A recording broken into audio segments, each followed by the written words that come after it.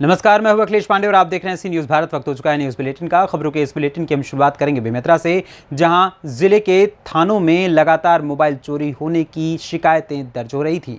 साथ ही आपको बताएंगे कि कहां क्रांति दल के कार्यकर्ताओं ने राष्ट्रीय अध्यक्ष कुंवर सत्येंद्र पाल सिंह के नेतृत्व में जिलाधिकारी को सौंपा ज्ञापन। और भी तमाम खबरों पर आइए विस्तार से करते हैं चर्चा। बेमेतरा जिले की थाना चौकी में लगातार मोबाइल गुमने की रिपोर्ट शिकायत प्राप्त हो रही थी, जिस पर पुलिस अधीक्षक बेमेतरा आई कल्याण एलिसेला के निर्देशन एवं अतिरिक्त पुलिस अधीक्षक बेमेतरा पंकज पटेल के मार्गदर्शन में साइबर सेल बेमेतरा एवं जिले के थाना चौकियों के स्टाफ द्वारा हर संभव प्रयास कर कुल 55 लाख विभिन्न कंपनियों के गुम मोबाइल की जानकारी प्राप्त कर रिकवर किया गया है, जिसकी कीमत करीबन 8 लाख रुपए आंकी गई है। मोबाइल स्वामियों को पुलिस अधीक्षक कार्यालय बेमेतरा में पुलिस अधीक्षक बेमेतरा आई कल्याण एलिसेला के द्वारा कुल 55 नग विभिन्न कंपनियों के गुम मोबाइल वितरित किए गए। इस अवसर पर DSP Rajesh Kumar Jha, DSP Kamal Narayan Sharma, cyber प्रभारी अरविंद शर्मा एवं अन्य स्टाफ उपस्थित रहे। बेमेतरा से सी न्यूज़ संवाददाता संजू जैन की रिपोर्ट। दुनिया में बहुत कम लोग होते हैं जो लोगों का मनोरंजन सिर्फ और सिर्फ पेट भरने के लिए करते हैं।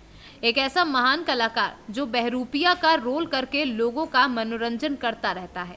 लोग सिर्फ उनको बहरूपिया समझकर कुछ समय के लिए अपना मनोरंजन कर लेते हैं, लेकिन बहरूपिया वास्तविक संसार की गतिविधियों को आम लोगों को अवगत कराता है। उनको हमें आत्मसात करके उनसे जीवन में प्रेरणा लेकर लोगों का जीवन भर मनोरंजन करते रहना चाहिए। बहरूपिया हमें यही सीख देता है कि मानव कुछ नहीं, सिर्फ मानव के मनोरंजन और उनकी सेवा के काम आए। ये हमारा परंपरा का कर्तव्य। पहले मेरे पिताजी यहाँ पे आते थे, अब मैं आता हूँ और अब चल रहा है उनकी परंपरा से। 15 साल में एक बार आता हूँ और 15-20 दिन रहता हूँ यहाँ पे। 5-7 दिन कार्यक्रम दिखाता हूँ। 5-7 दिन हुआ उनके बस्ती माता का मनोरंजन करके चला जाता हूँ। आपका नाम? तो यही परंपरा का कर्तव्य मेरा राजा महाराजा के ज़माने से चला आ रहा है। इससे पेट की पूर्ति करते हैं। पूरा ज़मीन जायदाद सभी इसी पे निर्भर है। हम जो भी कर्तव्य करते हैं सब इसी पे करते हैं। आपका नाम? मेरा नाम अमजद भाई है। देवास से सी न्यूज़ संवाददाता साजिद पठान की रिपोर्ट।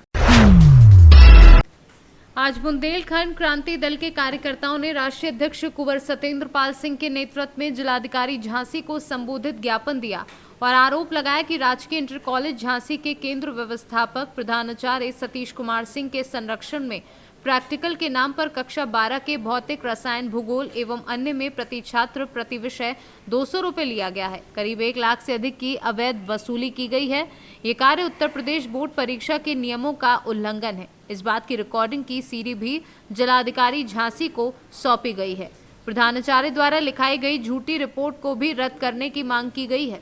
ज्ञापन दिया है पटरी दुकानदारों को, लेकिन क्या है? देखिए, पटरी दुकानदार के संबंध में भारत सरकार ने और उत्तर प्रदेश सरकार ने साफ साफ कानून बनाया है। पथ विक्रेता अधिनियम भारत सरकार ने 2014 में बनाया। पथ विक्रेता जीविका संरक्षण अधिनियम, उसके अनुपालन में 10 मई 2017 में माननीय योगी जी के मुख्यमंत्री बनने के बाद उत्तर प्रदेश सरकार ने बनाया पथ विक्रेता अधिनियम। अब जब सरकार कानून बना रही है पथ विक्रेता को लेके, तो इसका साफ मतलब है कि वो ये मान रहे कि पथ विक्रेता नाम की कोई चीज़ होती है जो सड़क किनारे खड़ा होकर अपना सामान बेचता है।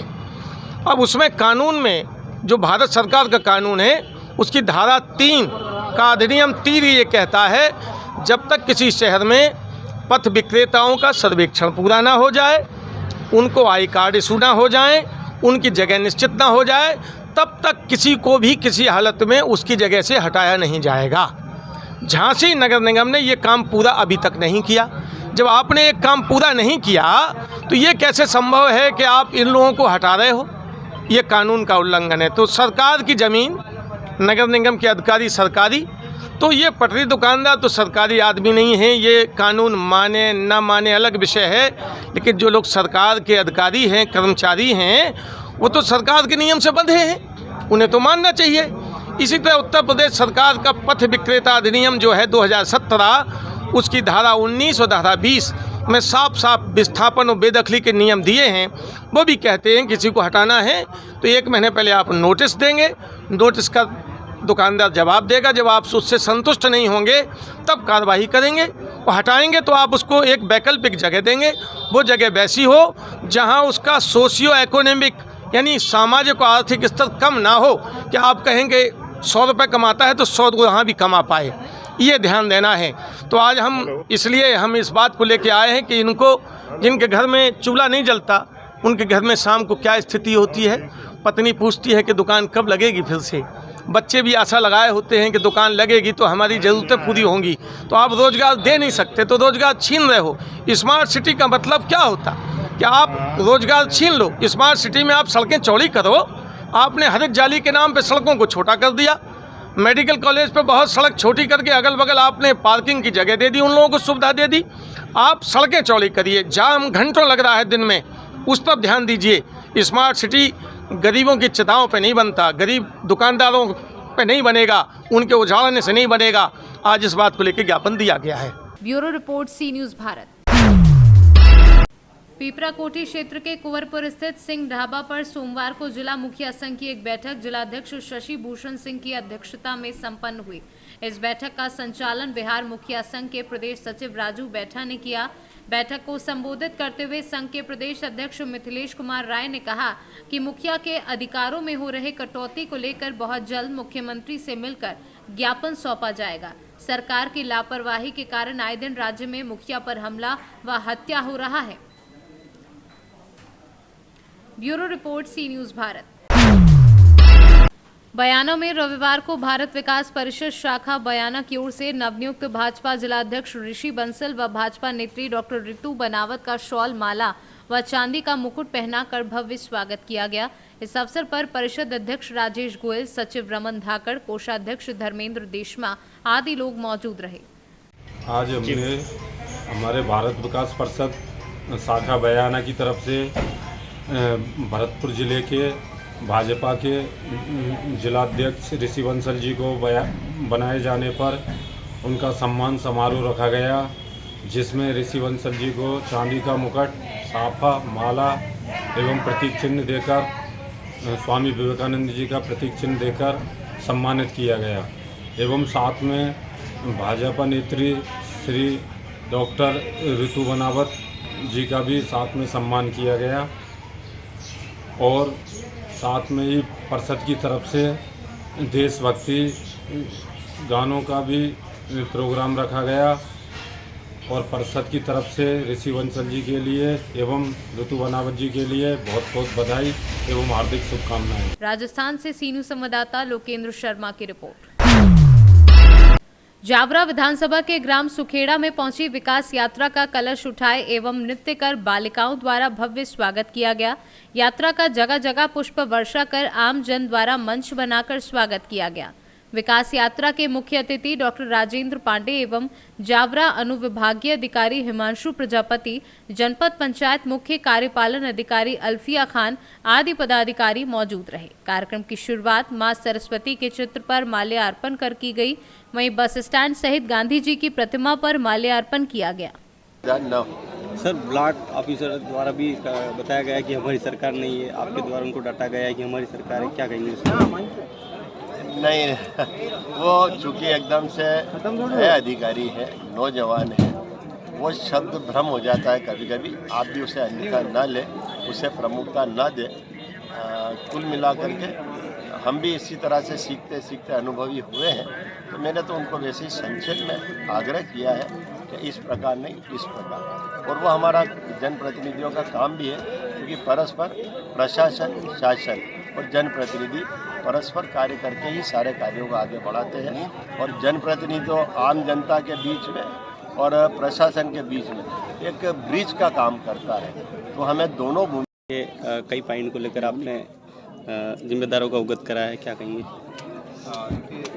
राज्य शासन के निर्देशानुसार हर गांव में विकास यात्रा का आयोजन किया जा रहा है, जिसके अंतर्गत आज ग्राम सुखेड़ा में विकास यात्रा का आयोजन किया गया। जैसा कि पहले भी बताया गया कि इसका उद्देश्य मात्र सफलताएं गिनाना ही नहीं है, बल्कि जनता के बीच जाकर जनता उनकी समस्याएं सुनना, यदि कोई लाभार्थी छूट गया है तो उसके डॉक्यूमेंट्स लेकर उसको लाभ दिलाना, और जो भी जनता की सुझाव है, जनता की मांग है, जिसे हम कहना चाहिए कि जो ग्राउंड लेवल डेमोक्रेसी, उसको रियलाइज़ करना है। तो इसलिए आज सभी शासन प्रशासन और जनता के बीच में आए हैं। अलग अलग समस्याएं, क्योंकि देश अभी भी डेवलपिंग नेशन में आता है और एकदम परफेक्शन के स्टेज पर हम नहीं आए हैं, और लगातार बहुत सारे काम अभी भी बचे हुए हैं जिसके लिए लगातार प्रयास कर रहे हैं। तो जो भी उनकी जो समस्याएं हैं, जो आज विभिन्न लोगों ने बताई हैं, चाहे वो पेयजल को लेकर हो, चाहे पेंशन को लेकर हो, तो सभी हमने नोट करी हैं, और जो भी सिस्टमेटिक जो उसका तरीका है उसके थ्रू हम उसको रिजॉल्व करने के लिए। सर, जो समस्या है इनका निराकरण होगा, कब तक होगा? बिल्कुल, देखिए जो भी समस्याएं हैं उनको हम अभी नोट डाउन कर दे रहे हैं। जो नोडल अधिकारी हैं, हर एक गांव में नोडल अधिकारी हैं, वो उसको नोट डाउन कर रहे हैं, और उसका जो टाइम लिमिट है उसके अंतर्गत हम प्रयास करें कि जो उसकी विधिवत प्रक्रिया है, क्योंकि ये सभी काम जो है शासन के हैं, और जो शासन के जो निर्देश है, जो शासन के नियम हैं, उनका पालन करते हुए ही उनका निराकरण करना है। तो उनके नियमों को हम देखेंगे एक बारी, और जितना भी हो सकता है हम भरपूर प्रयास करेंगे कि जो भी जनता की मांग है उसको हम पूरा करें। ठीक है। रतलाम से सीनू संवाददाता अर्जुन की रिपोर्ट।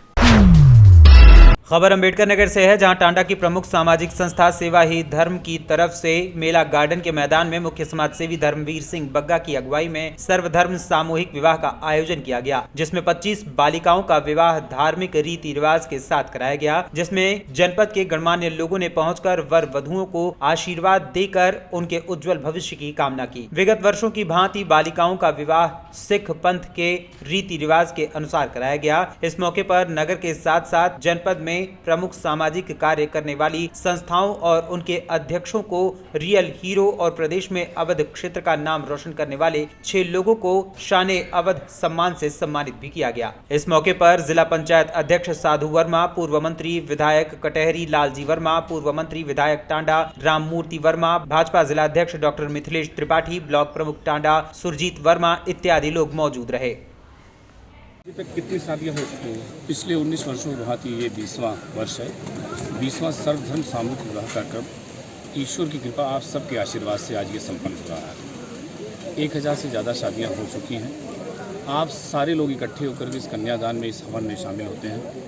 ये बहुत प्रभु की कृपा है कि आप सभी लोग हम सब के साथ खड़े होते हैं और इतने बड़े हवन में एक साथ आहुति देते हैं। इसके पीछे सीधे सीधे एक मंशा है, कन्या भ्रूण हत्या जैसे जघन्य अपराध, सामाजिक बुराई को रोकने के लिए ये कार्यक्रम आज तक किया जाता रहा है। मैं बहुत ही खुश हूँ, बहुत शुक्रगुजार हूँ। जो नारा हम लोगों ने शुरू किया था कि आपकी बेटी हमारी बेटी, वो नारा उत्तर प्रदेश की भारतीय जनता पार्टी की जो सरकार बनी है, आदरणीय मोदी जी ने उसको अडॉप्ट कर लिया है, और हर जगह पे, हर ब्लॉक में सामूहिक विवाह कार्यक्रम होना शुरू हो गए। इस सामूहिक विवाह कार्यक्रम के शुरू होने के कारण हमने अपने कार्यक्रम का रूप अगले साल से बदलने का ये मन बना लिया है। जो सर्वधर्म सामूहिक विवाह कार्यक्रम एक जगह इकट्ठा होकर के होता था, अब ये कार्यक्रम कन्यादान सहयोग सेवा के रूप में होगा।